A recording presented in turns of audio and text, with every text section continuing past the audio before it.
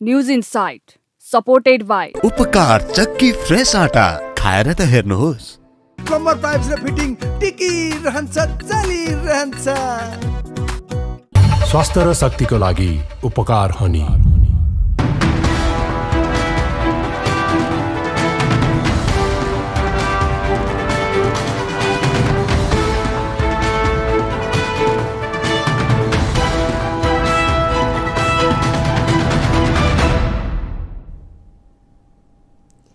तपाईको चासोको न्यूजबारे विस्तृतमा बुझ्ने समय हो यो। खास न्यूजलाई खास कोणबाट हेर्ने समय हो यो। हरेक दिन यो समयमा हामी साझा र ताजा मुद्दा लिएर तपाईहरुमाझ आउनेछौं। नमस्कार, म प्रेजिना देवकोटा। सुरु गरौं हेडलाइन्सबाट। राष्ट्रपतिको मनोनयनका लागि 2 जनाको नाम दर्ता। एमालेको तर्फबाट सुभाष नेमवाङ र कांग्रेसको तर्फबाट रामचन्द्र पौडेलको उम्मेदवारी।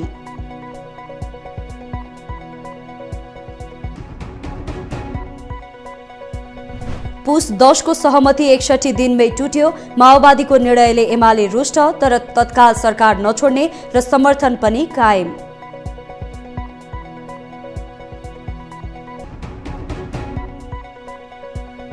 आठ दलीय गठबन्धन नभएको एमाले अध्यक्ष केपी शर्मा ओलीको भनाई। सुभाष चन्द्र नेमवाङ राष्ट्रपतिका लागि उपयुक्त भएको तर्क।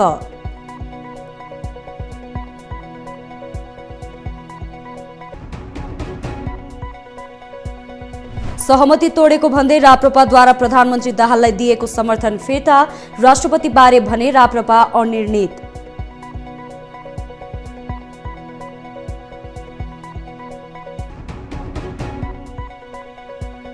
र आईसीसी अन्डर 19 विश्वकपको छनौटमा लगातार नेपालको दोस्रो जित। नेपालका ब्याट्सम्यान द्वय अर्जुन साउद र देव खनालको शतकीय इनिङ।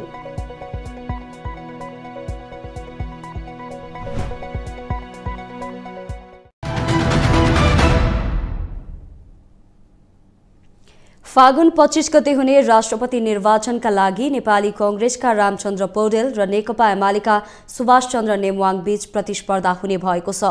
शनिबार भएको मनोनयन दर्तामा 8 दलीय समर्थन सहित नेपाली कांग्रेसले पार्टीका वरिष्ठ नेता एवं पूर्व सभामुख रामचन्द्र पौडेललाई र एमालेले संविधान सभाका पूर्व अध्यक्ष समेत रहेका पार्टी उपाध्यक्ष सुभाष चन्द्र नेमवाङलाई उम्मेद्वार बनाएको छ। एक रिपोर्ट।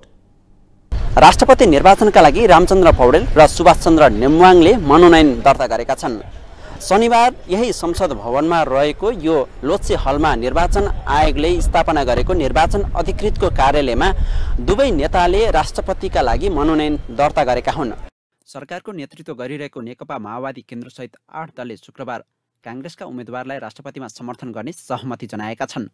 नेपाली कांग्रेस, नेकपा माओवादी केन्द्र, एकीकृत समाजवादी, जनता समाजवादी, जनमत पार्टी, लोकतान्त्रिक समाजवादी पार्टी, नागरिक उन्मुक्ति पार्टी सहित नेताहरूले राष्ट्रपतिमा कांग्रेसलाई समर्थन गर्ने प्रतिबद्धता जनाए।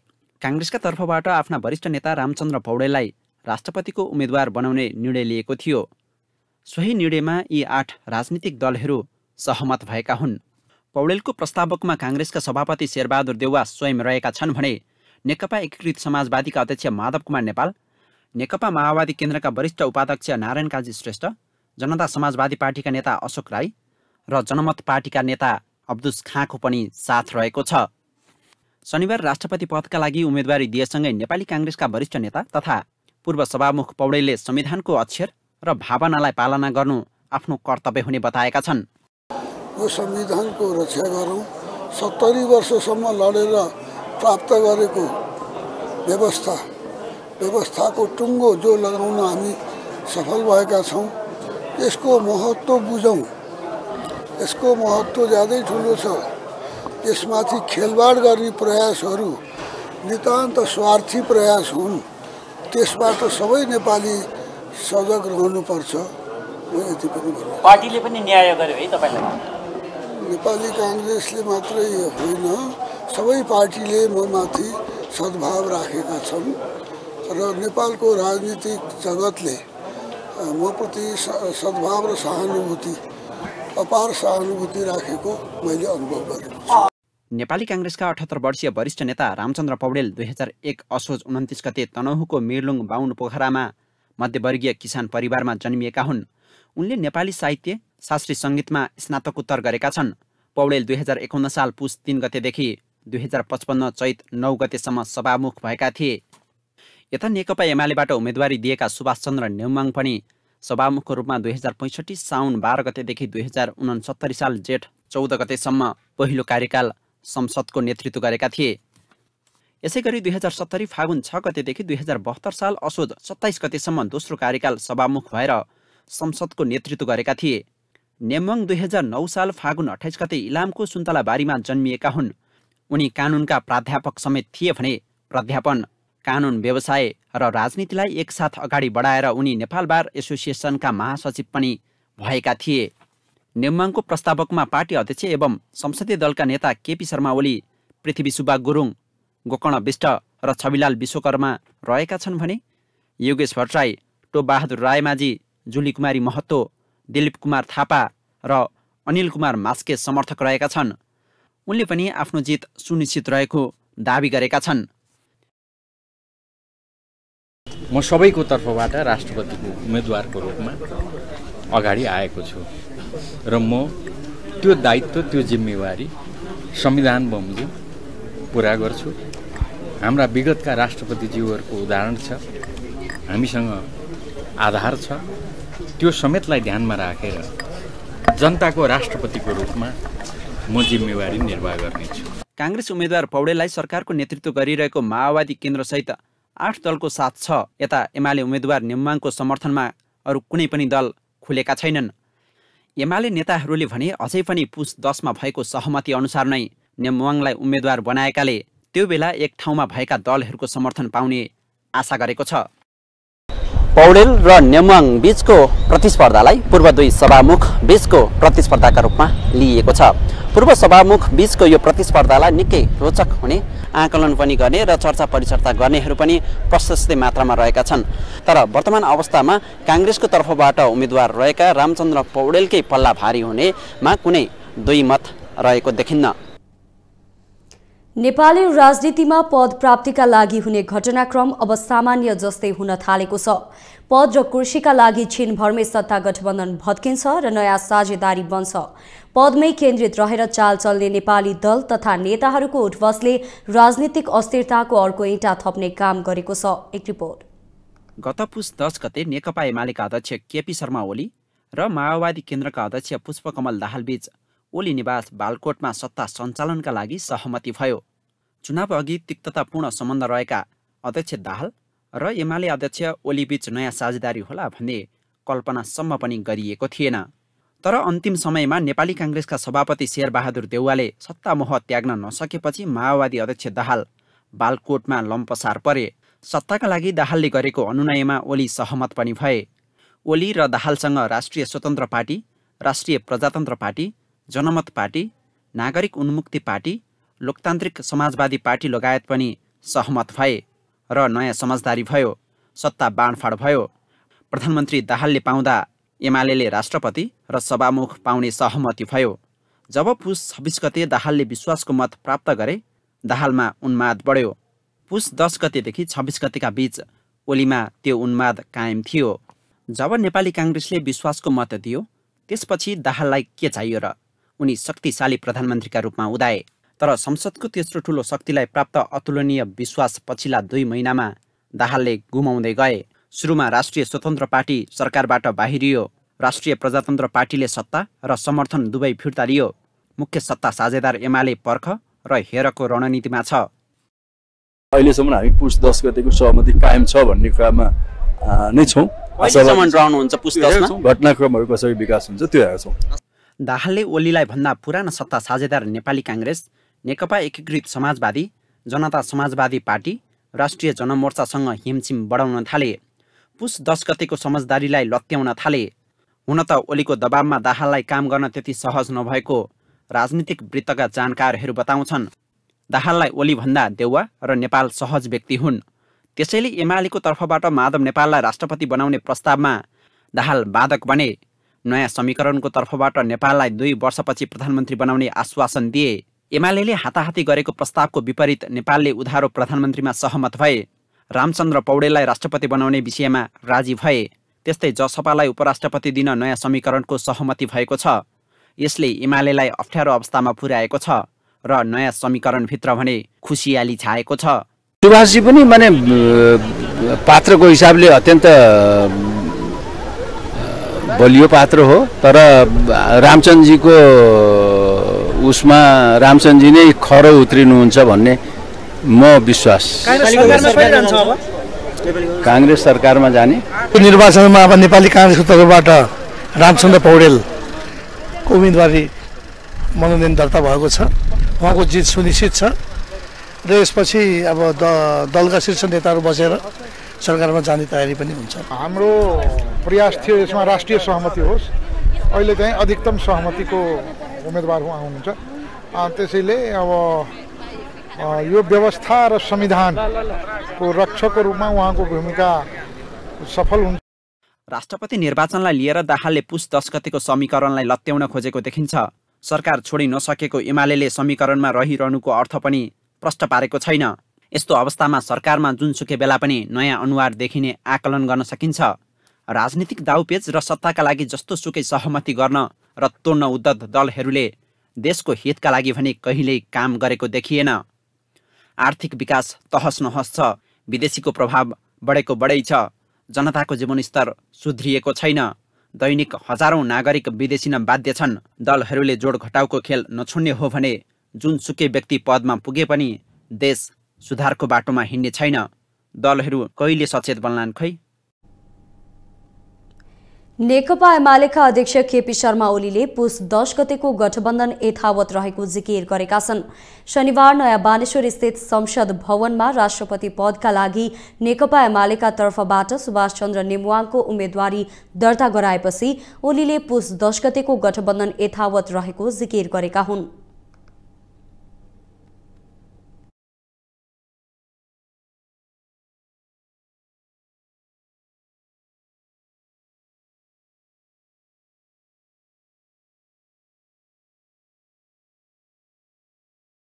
वर्तमान सरकार गठन गरेकै बेला पुस 10 गते नै यस विषयमा एक ढङ्गले टुङ्गो लागिसकेका थियो। हामीले डिस्क्लोज नगरेको मात्रै स्थिति हो। त्यसो भएर यसमा सहमत सबै पक्ष यसमा प्रतिबद्ध भएर आफ्नो कमिटमेन्ट पूरा गर्नुहुन्छ भन्ने हामीले विश्वास लिएका छौँ। आफ्ना प्रतिबद्धताबाट, आफ्ना वचनबद्धताबाट, आफूले सार्वजनिक गरेका विषयहरूबाट, कुराहरूबाट कोही पनि पछि हट्ने खालको काम हुन सक्दैन भन्ने हाम्रो धारणा छ। कुनै चिजको पनि एक सर्कल पुरा नगरिकन एउटा जुन प्रतिबद्धता छ, जुन सहमति छ र जुन सम्झौता हामीले गरेका छौँ हिजो, त्यसको सर्कल नै पुरा नभइकन यताउता केही हुन्छ भन्ने कुरा हल्ला हो भन्ने हामी ठान्छौँ।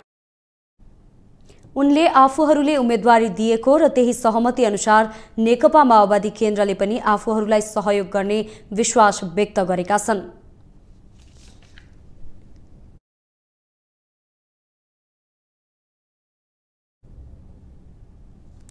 राष्ट्रिय प्रजातन्त्र पार्टी राप्रपा पुष्पकमल दाहाल नेतृत्वको सरकारबाट बाहिरिएको छ। राप्रपाले शनिबार बिहान बसेको संसदीय दलको संयुक्त बैठकले सरकारलाई दिएको समर्थन फिर्ता लिने र सरकारबाट बाहिरिने निर्णय गरेको थियो। राष्ट्रपतिको विषयलाई लिएर शुक्रबार साँझ नेपाली कांग्रेस, नेकपा माओवादी, जनता समाजवादी पार्टी, एकीकृत समाजवादी सहित 8 दलको नयाँ गठबन्धन बनेपछि राप्रपाले संघदेखि प्रदेशसम्म सरकारबाट बाहिरिने निर्णय गरेको हो। शनिबार दिउँसो 1 बजे राप्रपाका सबै मन्त्रीहरूले राजीनामा प्रधानमन्त्री समक्ष बुझाएका थिए। राप्रपाबाट मन्त्री परिषदमा अध्यक्ष लिङदेनले ऊर्जा, जलस्रोत तथा सिंचाई मन्त्रालय, उपाध्यक्ष विक्रम पाण्डेले शहरी विकास, नेता ध्रुव बहादुर प्रधानले कानून, न्याय तथा संसदीय मामिला मन्त्रालय सम्हालेका थिए। त्यस्तै नेता दीपक बहादुर सिंह ऊर्जा राज्य मन्त्री थिए। सत्ता सहकार्यमा भएको आकस्मिक परिवर्तन भई मुलुक पुनः सत्ता केन्द्रित अस्थिरतातर्फ धकेलिएको र हाल देखिएको सत्ता परिवर्तनको प्रवृत्ति र प्रक्रिया वर्तमान संविधानको संरचनामा निहित अस्थिरतातिर मुलुकलाई लैजान खोजेको राप्रपाको निष्कर्ष रहेको छ।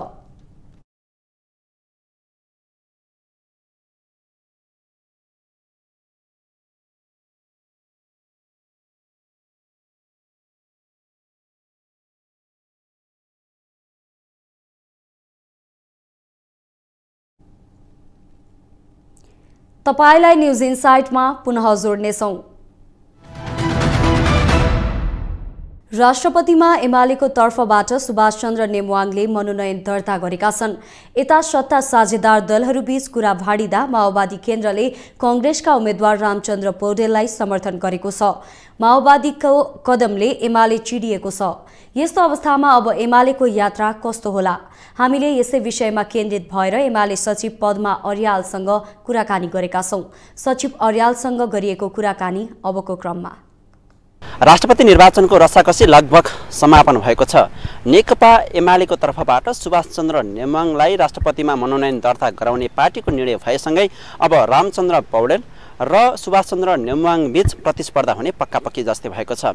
र पुस 10 गते भएको सहमति अनुसार नेकपा माओवादी केन्द्रले एक प्रकारले भन्ने हो भने सहमति भङ्ग गरेर नेकपा एमालेसँग यो सहमति कार्यान्वयन नगर्दै नेपाली कांग्रेससँग कुम जोडेको छ। र यसलाई नेकपा एमालेले कसरी लिएको छ यसै विषयमा केन्द्रित भएर कुराकानी गर्नका लागि हामीसँग हुनुहुन्छ नेकपा एमालेको तर्फबाट सचिव पद्मा अर्याल। स्वागत छ अर्थ न्युजमा। हस्, धन्यवाद छ। आज तपाईहरुले हिजोका दिनसम्म हेर्ने हो भने माधव कुमार नेपाललाई राष्ट्रपतिमा उठाउने भनेर चर्चा भएको थियो।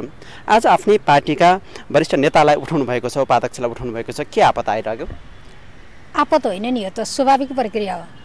पुस 10 गते जुन नयाँ सत्ता समीकरण बनिरहँदाखेरि हामीले एउटा सम्मतदारी गरेका थियौँ। त्यो सम्मतदारी भनेको नेकपा एमालेको तर्फबाट अगाडि बढाएको राष्ट्रपतिको उम्मेदवारलाई गठबन्धनको तर्फबाट विजयी बनाउने कुरा नै हो। अब त्यो सहमति तोडेर कमरेड प्रचण्ड चाहिँ फड्के मार्नु हो। उहाँको अवसरवाद कता कता दुकुर्छ त थाहै हुँदैन। यो अवसरवादको छताछुल्ले नमुना यो एउटा पनि हो। र यसले एउटा मुलुकमा राजनीतिक अस्थिरता निम्त्याउने खालको स्थिति पनि बनिरहेछ। स्थायी रूपमा अस्थिरता निम्त्याउने गतिविधिमा उहाँ सामेल हुनुभएको छ। यसको समीक्षा भोलि हुने नै छन्।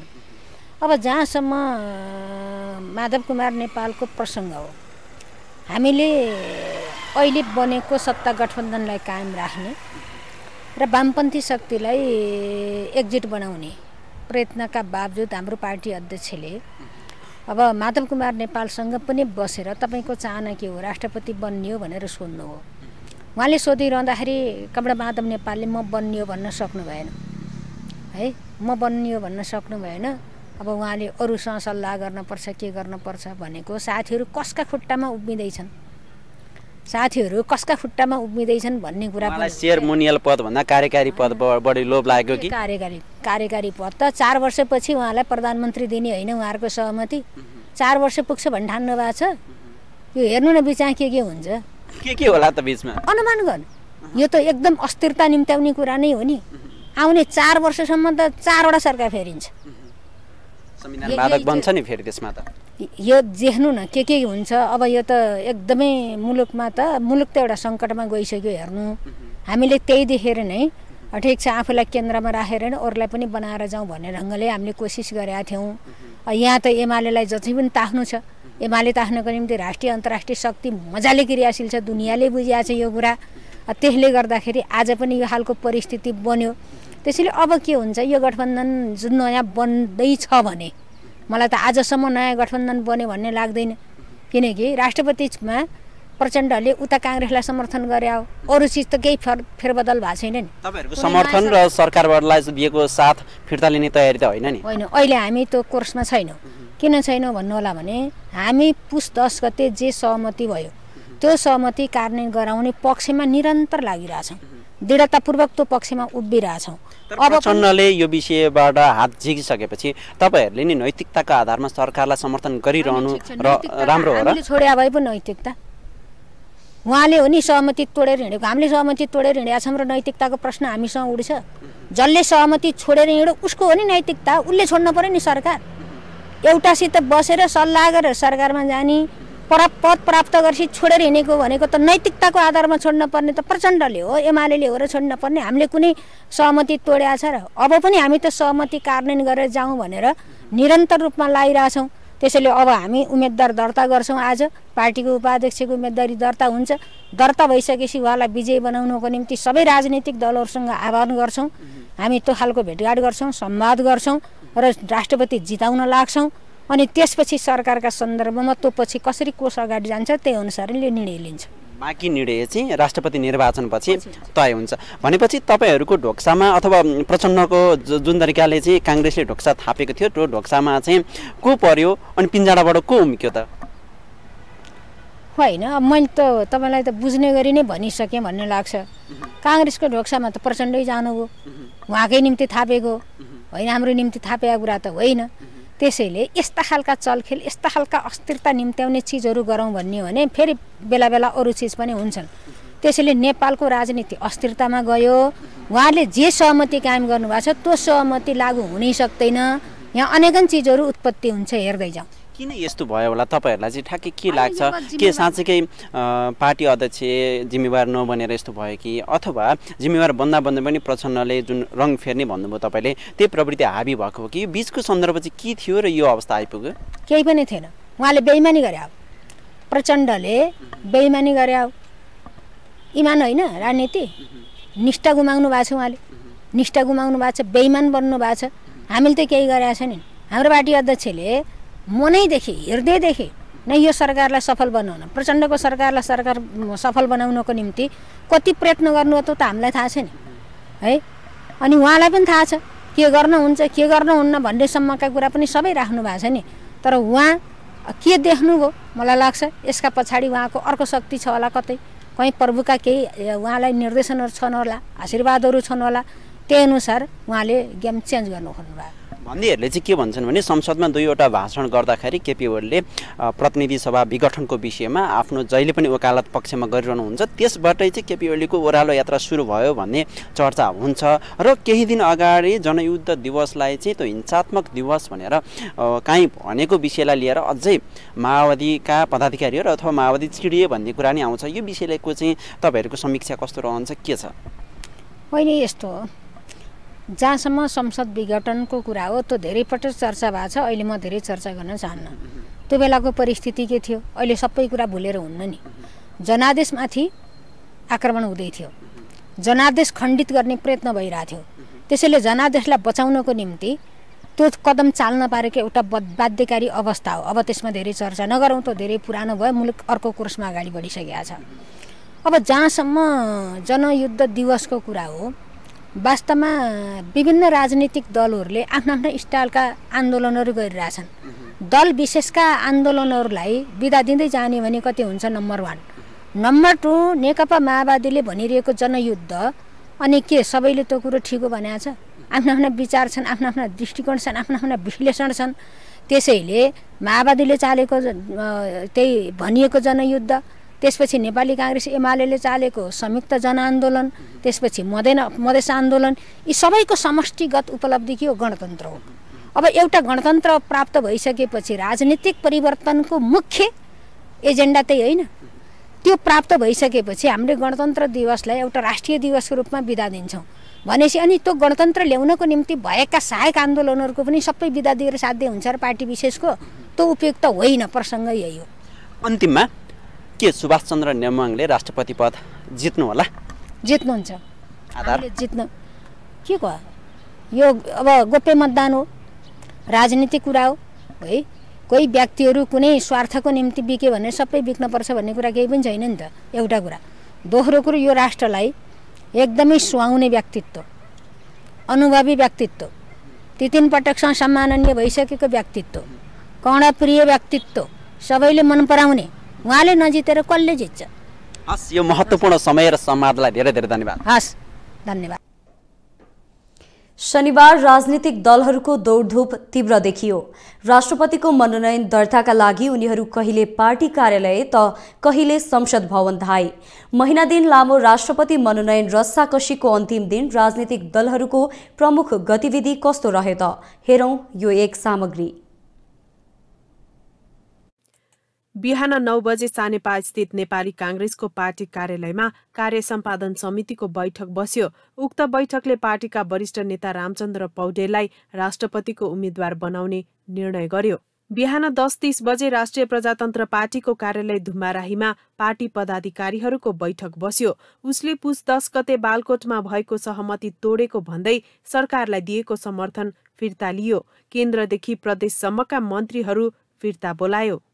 बिहान 10 बजे नेकपा एमालेको पार्टी कार्यालय च्यासलमा सचिवालय बैठक बस्यो। नेकपा एकीकृत समाजवादीका अध्यक्ष माधव नेपाललाई राष्ट्रपतिमा गरेको प्रस्ताव अस्वीकृत भएपछि पार्टीका वरिष्ठ उपाध्यक्ष सुभाष चन्द्र नेमाङलाई राष्ट्रपतिमा मनोनयन दर्ता गराउने तर सरकारलाई समर्थन यथावत राख्ने निर्णय गर्यो।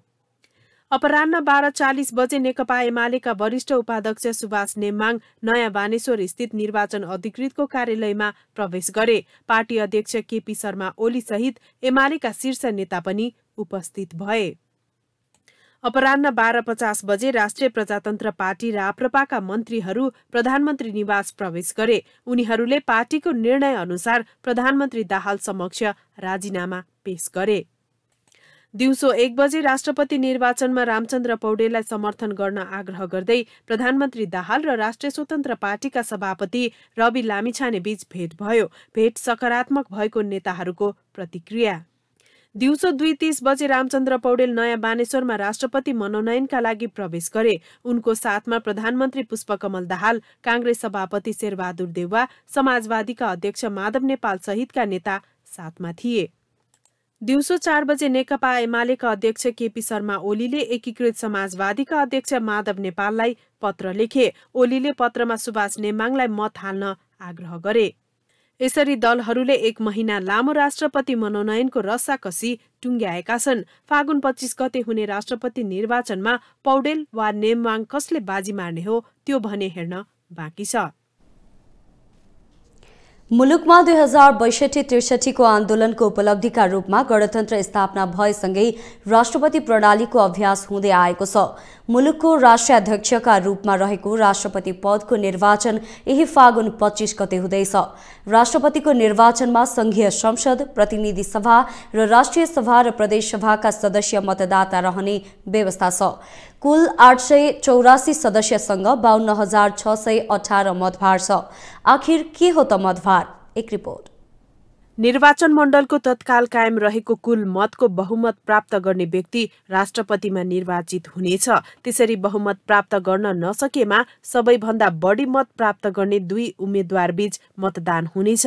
त्यस्तो मतदानमा कुल मतको 50% भन्दा बढी मत प्राप्त गर्ने व्यक्ति राष्ट्रपति निर्वाचित हुनेछन्। संघीय संसदका सदस्यको कुल मतभार 26,149 र प्रदेशसभा सदस्यको कुल मतभार 26,400 हुन आउँछ।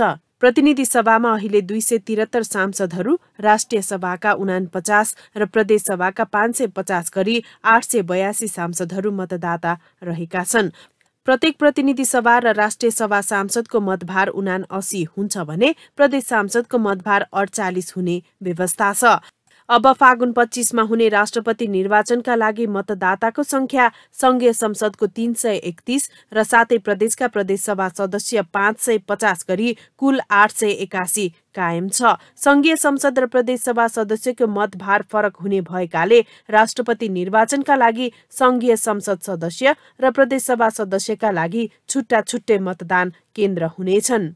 संविधानको धारा 62(1) मा संघीय संसदका सदस्य र प्रदेशसभा सदस्यको मतभार संघीय कानून बमोजिम फरक फरक हुने उल्लेख गरिएको छ। संघीय सांसदको मतभार 79 र प्रदेशसभा सदस्यको मतभार 48 छ। कुल जनसङ्ख्या पछिल्लो राष्ट्रिय जनगणना अनुसार संघीय संसदका सदस्यको कुल संख्याले भाग गरेर आएको भागफललाई फेरि 1000ले भाग गरेर संघीय संसदका सदस्यको मतभार निकालिन्छ। यस्तै कुल जनसङ्ख्यालाई प्रदेशसभा सदस्यको कुल संख्याले भाग गरेर आएको भागफललाई फेरि 1000ले भाग गरेर प्रदेशसभाका सदस्यको मतभार निकालिन्छ। नेपालमा राष्ट्रपति को पहिलो निर्वाचन विक्रम सम्वत 2065 साउन 4 गते भएको थियो। उक्त निर्वाचनमा तत्काल कायम संविधान सभाका 594 सदस्य मतदाता भए तापनि केही राजनीतिक दलले निर्वाचनमा भाग नलिएका कारण 578 सदस्यले मात्र मतदान गरेका थिए। उक्त निर्वाचनमा डाक्टर रामवरण यादवले 283 र रामराजा प्रसाद सिंहले 270 मत प्राप्त गरेका थिए। प्रथम चरणमा कुनै पनि उम्मेद्वारले आवश्यक बहुमत प्राप्त गर्न नसकेको हुँदा साउन 6 गते दोस्रो चरणको निर्वाचन भएको थियो। दोस्रो चरणमा यादवले 308 र सिंहले 282 मत प्राप्त गरी यादव बहुमतका साथ नेपालको प्रथम राष्ट्रपतिमा निर्वाचित भएका थिए। यादव 2065 साउनदेखि 2072 कार्तिकसम्म राष्ट्रपति बनेका थिए। संविधान जारी भएपछि 2072 कार्तिक 11 गते भएको राष्ट्रपति निर्वाचनमा विद्यादेवी भण्डारी पहिलो पटक राष्ट्रपति निर्वाचित भइन्। उनी 327 मत पाएर विजयी भएकी थिइन्। त्यतिबेला संसदमा कुल 597 सदस्य थिए भने 549ले मत खसालेका थिए। त्यसैगरी 47 जना अनुपस्थित थिए। त्यसैगरी 2074 फागुन 29 गते भएको राष्ट्रपति निर्वाचनमा पुनः विद्यादेवी भण्डारी निर्वाचित भइन्। उक्त निर्वाचनमा विद्यादेवी भण्डारीले 39,275 र कुमारी लक्ष्मी राईले 11,730 मतभार प्राप्त गरेका थिए। पहिलो चरणमा नै बहुमत प्राप्त गरी भण्डारी राष्ट्रपति पदमा निर्वाचित भएकी थिइन्।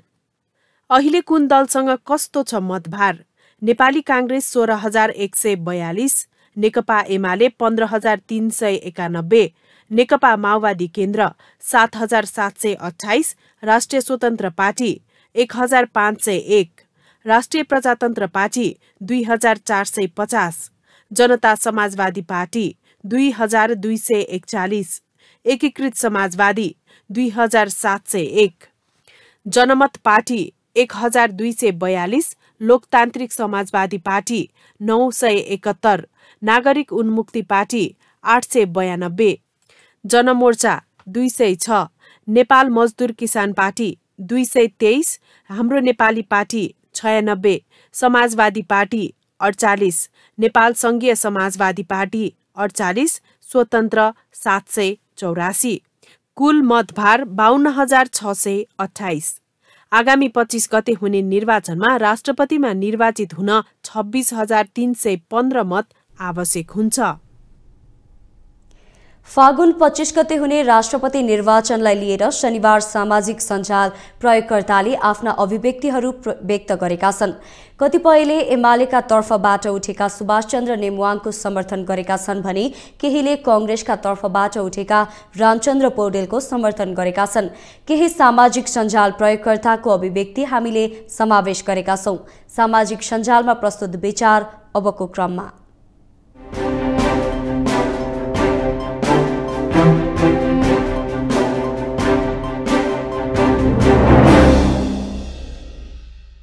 सामाजिक सञ्जालकर्ता अर्जुन गेवाली लेख्छन्, उग्र वामपन्थी आवरणमा जातिवादी राजनीति गर्दै आएको माओवादीले कांग्रेसलाई समर्थन गर्ने भएपछि एमालेले जातिवादी क्लस्टरकै सुभाष नेम्बाङ अगाडि सारेको अवस्थामा रामचन्द्र पौडेललाई सहज हुने छैन। यता एलिजा ढकाल लेख्छिन्, अन्ततः नेपाली कांग्रेसबाट रामचन्द्र पौडेल सर्वसम्मत राष्ट्रपतिको उम्मेद्वार बन्नु भएको छ।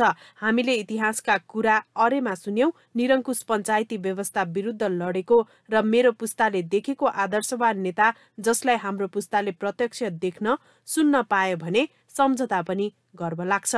यस्तै अजित पौडेल ट्विट गर्छन्, तर जसले जे भने पनि हाम्रा ठूलाबा रामचन्द्र पौडेल जतिको योग्य उम्मेद्वार अरू कुनै देखिएन, छैनन् पनि होला हो। उता नीलाम्बर आचार्य लेख्छन्, खुसी लाग्यो, राष्ट्रपति पदका दुवै उम्मेद्वार योग्य छन्, कांग्रेसका रामचन्द्र पौडेल र एमालेका सुभाष नेम्बाङ। दुःख लाग्यो, हाम्रो राजनीति अत्यन्त अस्थिर र दूषित हुन गयो। त्यस्तै लील प्रकाश चन्द लेख्छन्, राष्ट्रपतिका दुवै उम्मेद्वार सरल छन्, फोन गरेको बेलामा उठाइदिन्छ, मिलेको जति बोल्छन्, मौका मिलेको बेलामा 2-4 अन्तर्वार्ता पनि गरेको छु, त्यस अर्थमा पनि दुवैलाई जितका लागि शुभकामना। यसैगरी अनिल बोगटीको भनाइ छ, कांग्रेसबाट रामचन्द्र पौडेल र एमालेबाट सुभाष नेम्बाङ राष्ट्रपतिका लागि लायक मध्येका व्यक्तित्व हुन्, हारजित छँदैछ, नेम्बाङ सर त यसअघि नै राष्ट्रपति हुनुपर्ने थियो।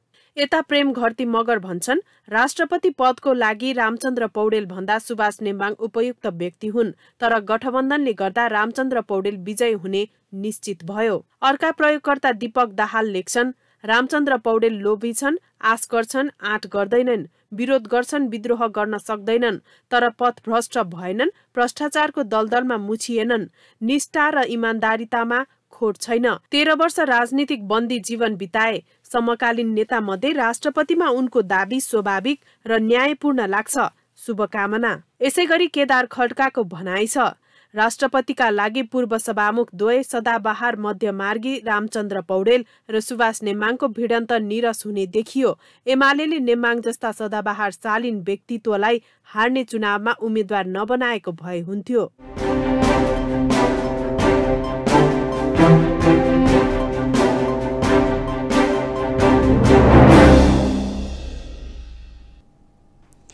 तपाईलाई न्युज इनसाइटमा पुनः जोड्नेछौं। धनकुटाका अधिकांश क्षेत्रबाट अवसर र सुविधाको खोजीमा सुगम क्षेत्रमा बसाई सर्ने क्रम तीव्र रहेको छ।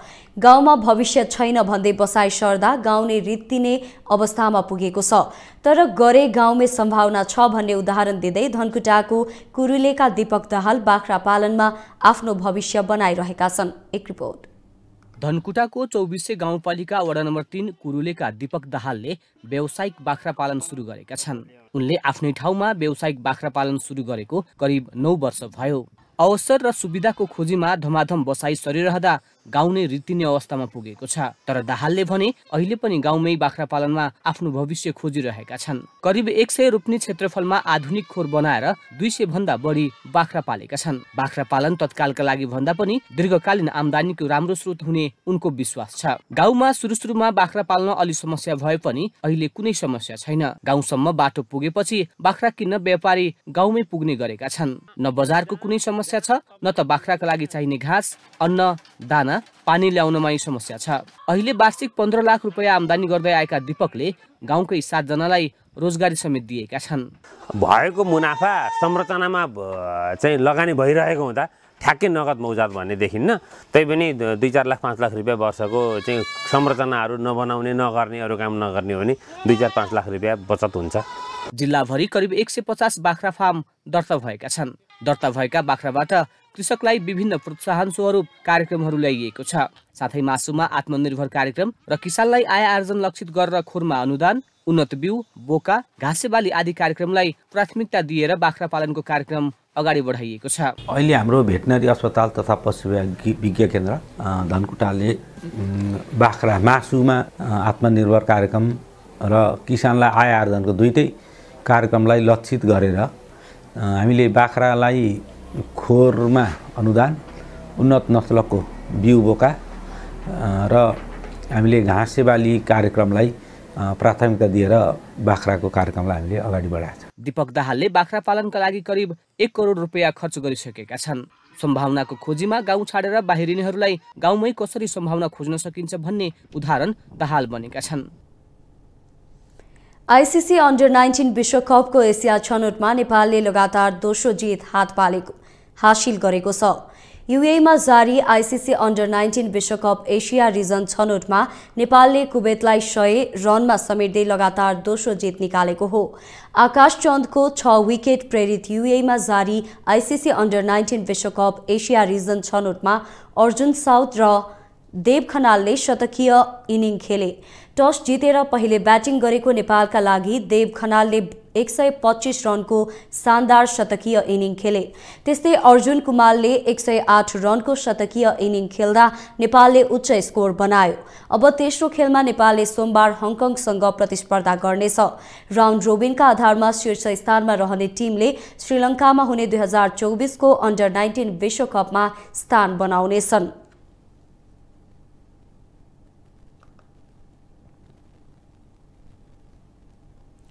विश्वको भूगोलबाट शीत युद्ध समाप्त भएको धेरै भइसक्यो, तर अझै पनि विभाजित छ विश्व रुस र अमेरिकाको नाममा। सोभियत संघको विघटनपछि अमेरिका सुपर पावर भएर विश्व राजनीतिमा उदाए पनि रुसको भूमिका कमजोर भने छैन। यसैको असरको रूपमा हेरिएको छ रुस र युक्रेनको युद्धलाई। यी दुई मुलुक बीचको युद्धले शुक्रबार 1 वर्ष टेक्दा संयुक्त राष्ट्र संघमा समेत विश्व समुदाय विभाजित भएको छ। तत्कालीन सोभियत सँग आबद्ध राष्ट्रहरूले रुसलाई समर्थन गर्दा बाँकी 141 राष्ट्र युक्रेनको पक्षमा उभिएका छन्। एक रिपोर्ट। शीत युद्धकालीन समयमा तटस्थ राष्ट्रहरू असंलग्न आन्दोलनमा समाहित थिए, तर अहिले समय समयमा शक्ति मुलुकहरूबीच विभिन्न अन्तर्राष्ट्रिय मुद्दामा देखिने विवादमा पनि देशहरू विभक्त हुन थालेका छन्, त्यो पनि शीत युद्धकालीन शैलीमा।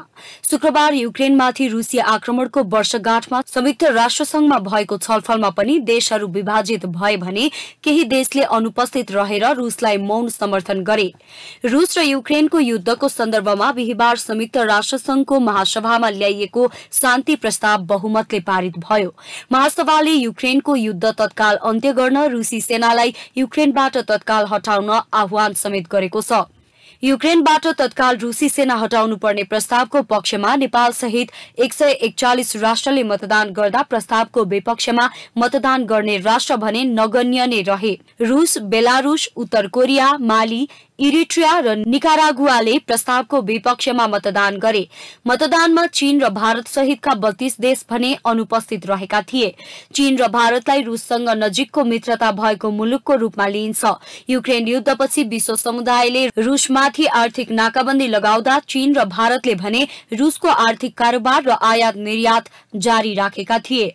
भारत र चीनले युक्रेन रुस द्वन्द्व वार्ता र कूटनीतिक माध्यमबाटै समाधान हुनुपर्ने मान्यता आफूहरूको रहेको बताउँदै आएका छन्। यता दक्षिण एसियाली अन्य देशहरू पाकिस्तान, श्रीलंका र बंगलादेश पनि मतदानमा सहभागी नहुँदा भुटान, मालदिप्स र अफगानिस्तानले भने प्रस्तावको पक्षमा उभिएर युक्रेनको साथ दिएका छन्।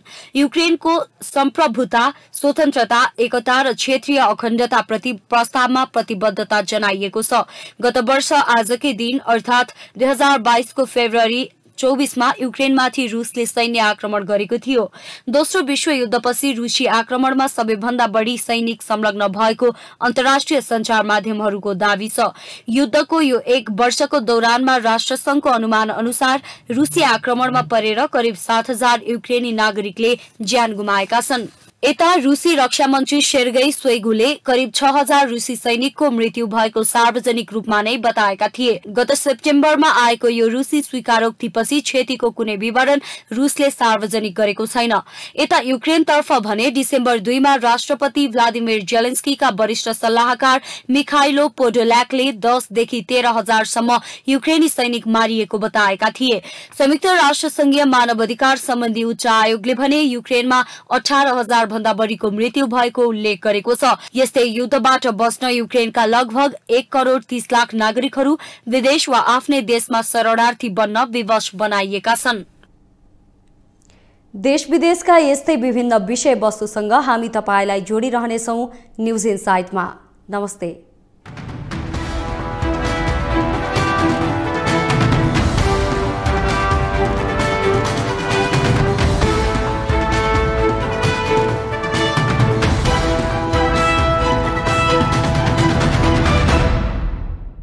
न्यूज इनसाइट सपोर्टेड बाई उपकार चक्की फ्रेश आटा खाएर त हेर्नुहोस्।